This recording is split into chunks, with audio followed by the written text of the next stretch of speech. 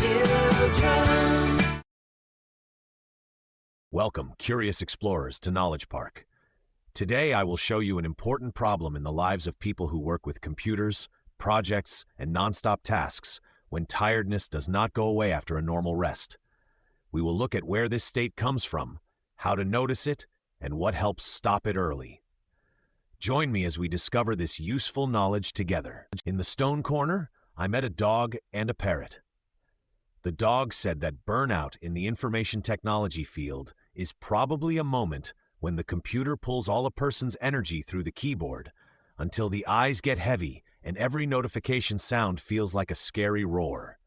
The parrot thought it is a state where after too many tasks a person no longer knows day from night, looks at the screen as if it were an endless maze, and would most like to hide under the desk with a blanket and headphones.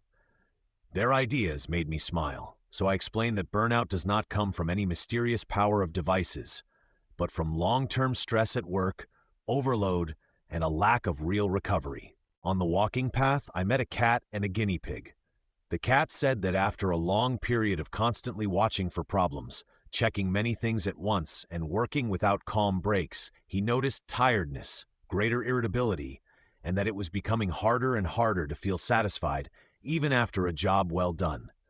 The guinea pig added that when she spent many days chasing tests, fixes, and deadlines without taking a proper break, she began to feel that everything was too much, and simple tasks tired her more than before.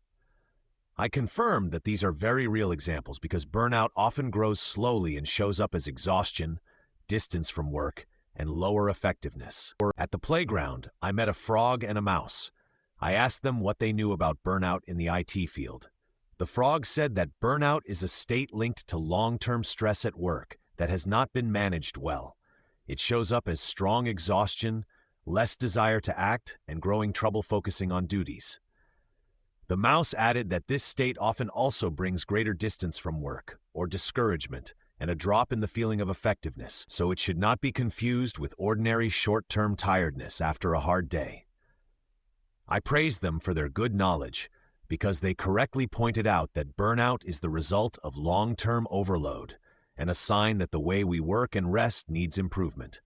Dear explorers, today we learned that burnout in the information technology field is not just a bad day, but a state that grows from long-term stress, overload, and lack of recovery. We understood that common signs are exhaustion, discouragement about work, and reduced effectiveness, so it is worth reacting early before the problem grows. Rest, a sensible pace of work, support, and setting limits really matter. See you on our next Wise Walks through Knowledge Park.